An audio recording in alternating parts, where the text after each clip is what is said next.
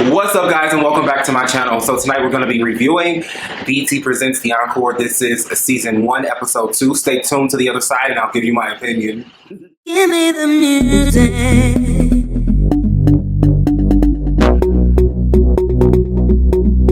Give me the music. And you know what? That was just the beginning.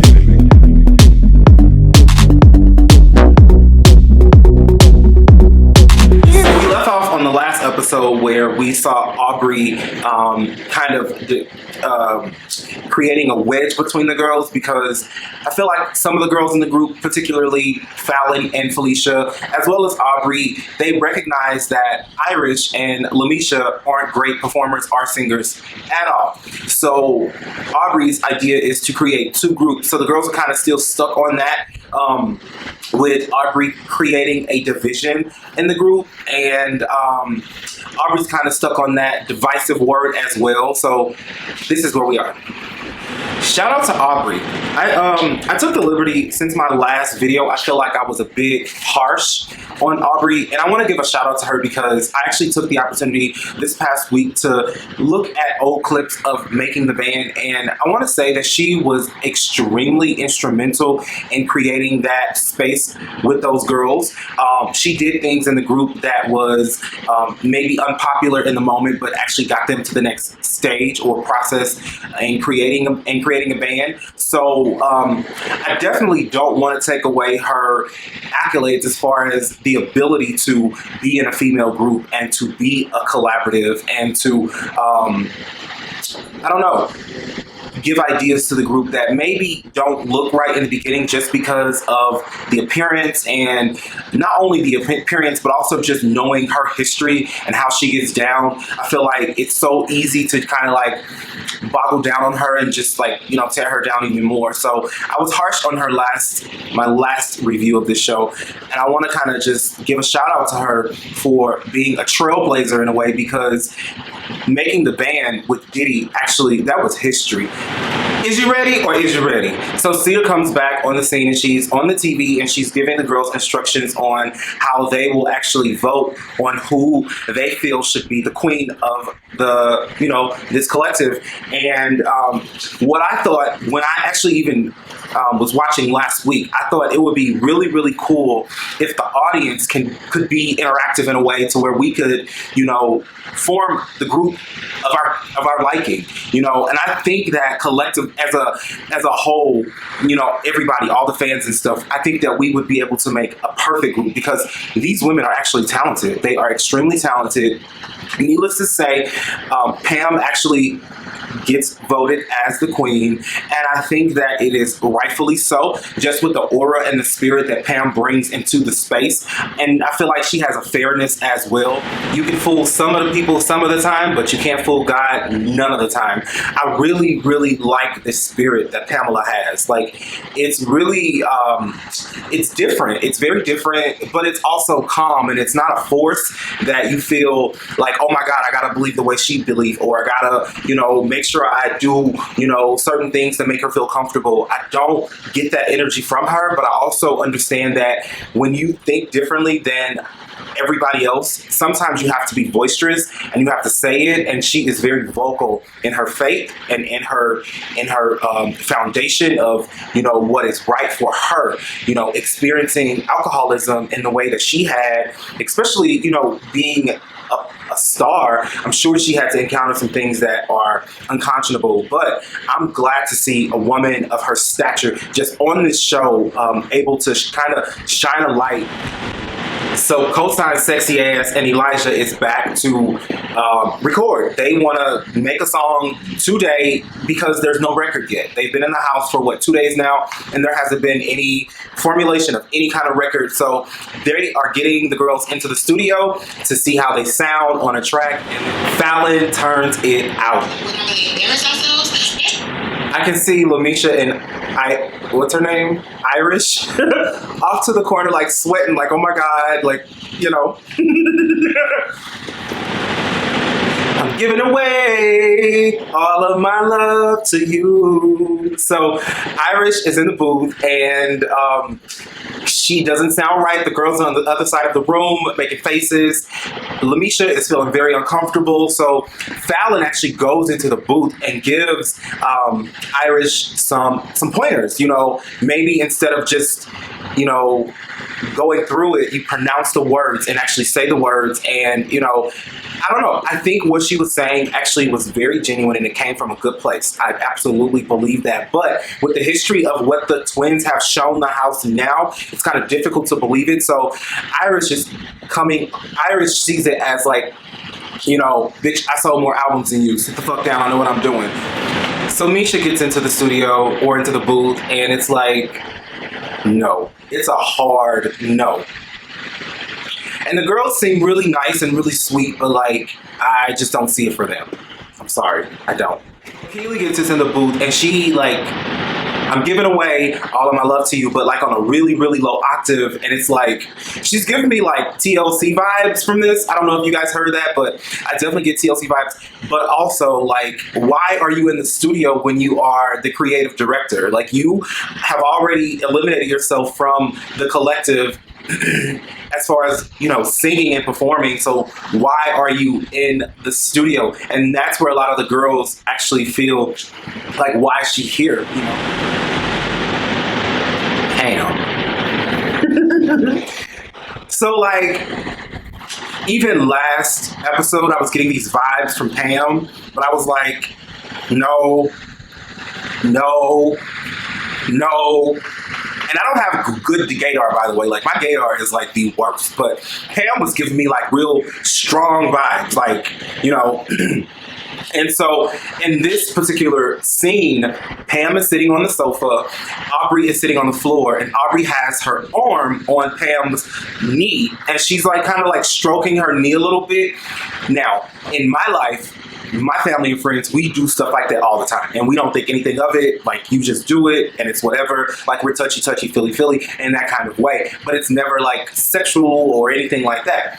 In this particular situation, Pam thinks that it's important to tell the girls, including Aubrey, that, hey, I'm not completely comfortable with that because of the way people can perceive it based on my history. She was once a lesbian, once struggling with some stuff. And so I'm assuming she doesn't want people to automatically assume that, oh, she's back on that bandwagon again.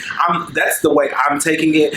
And also, she's saying it to the group. She's not like singling Aubrey out. She's not like whispering off into the corner. She's saying it to the group to let everybody know, like, hey, when you approach me a certain type of way. When you touch me a certain type of way, because I don't want people to get the perception that I am a homosexual, because that's something that I dealt with in my past, and it's not something that I'm dealing with today. And I completely and utterly understand where she's coming from. You have to tell people, like, at hello, like, hey, I don't get down like that. Like, this is what it is, and this is what it ain't. And I totally agree with the way she's coming off. If I had been delivered from homosexuality and I was in a house with a man, you know, touching my leg, even though he may not mean it in a certain type of way, I would still tell him, like, hey, because it may still be a struggle. We don't know that. But it's important that you say, like, hey, I'm not okay with what you're doing, and could you not do it again?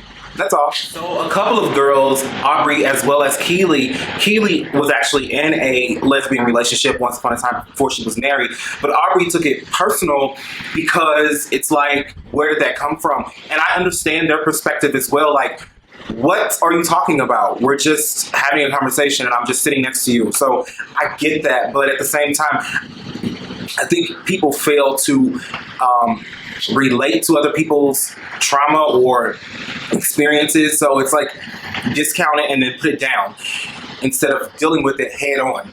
So in that situation, I would have gone and sought out the more reasonable women in the house, which in my opinion, that is Shamari and Nivea. She talks about, you know, how that was her past, and Nivea and Shamari were extremely understandable. Like, you have to say, like, hey, no, I don't like this, or I'm okay with it. People don't feel comfortable doing that. They don't feel like, you know, they'll be liked if they are against what somebody else is. I don't know.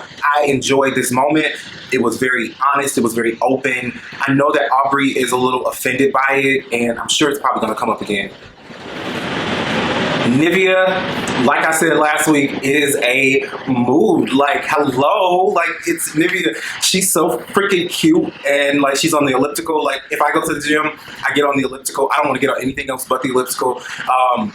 But she's a mood. She's very open. She's very honest, and she's in the kitchen actually talking to Keely as well. And she's talking about how Keely's in the house and she's saying she's this, but she's actually doing that. So you don't have any control over your voice. We all know what that means, especially if you are a Real Housewives of Atlanta watcher. Jan, the vocal coach, was coaching Kim Zolciak, and she said that to her. You don't have any control over your voice. Code for you can't sing. And Fallon wants to tell Misha and Irish that, and they don't know that Lamisha is actually watching or listening to Keely and Fallon have this conversation in the living room area, and she's just sitting there with her cup, drinking, listening, and just taking it all in. And she gets pretty upset. She goes back to the girls and she starts to cry, and I actually feel bad for her. I really, really do. But at the same time, it's like, we're trying to make a comeback. We're trying to make a group. Maybe your vocals isn't where they should be at the moment. I don't know. I wouldn't come on a show like this if I couldn't sing, period.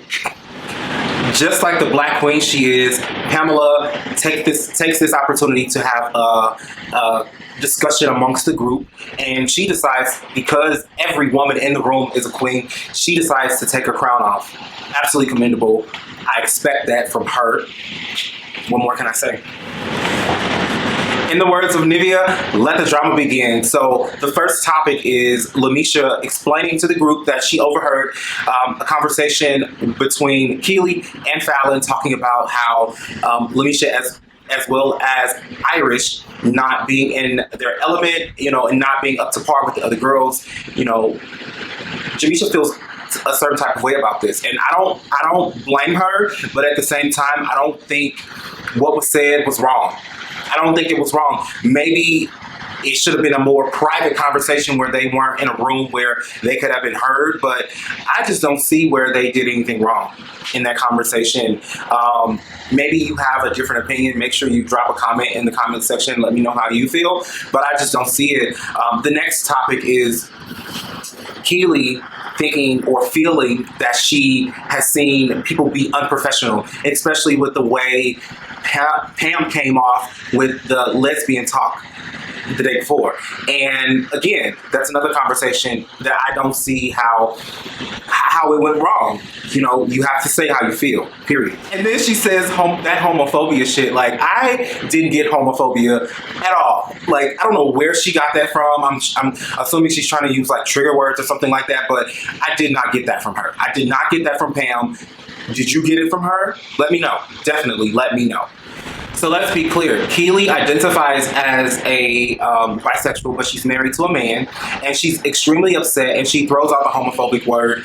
Cherish gets really, really turned out by that because, like she said, and I believe, to call someone homophobic, that's like strong. Like, that's like calling them a racist. It's like calling them a molester or a rapist or something. It's a strong word to put on someone when it's not an accurate statement. Then the conversation kind of turns on Keely because now the girls are like, why are you here? You're not the creative director because you're not even acting like it. So what's the point? Felicia calls Keely a two-faced bitch. She's like, you go into a room, drop a bomb, and then you act like, what's going on? What's happening? Like, girl. The girls have argued out, they've left the room, and Fallon and Aubrey are in a room together talking, and Aubrey is actually explaining to Fallon how she created a vision board on how she projected the group to look. And to be quite honest with you, I thought the presentation was fantastic. Some of the girls in the group, after showing it to them, weren't so pleased, specifically Keely, because Keely is the creative director, and this is an activity or a project that she should have done, and she did it, and she had the opportunity. She's had the opportunity. They said the only thing she's doing is going around the house with a glass of wine and like talking shit about other people. So I don't know. I think this was a great thing that Aubrey did. And it's also, I think, it would be lost upon me to say that there have been many times where we've seen Aubrey take the initiative when the other girls were kind of lost and clueless.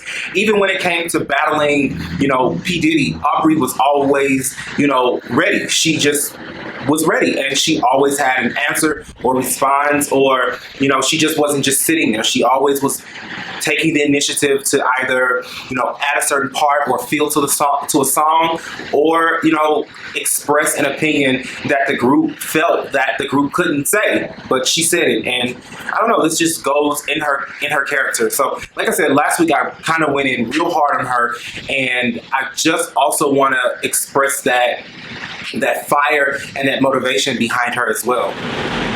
She still looks like the brand of Chucky. I don't care what anybody says.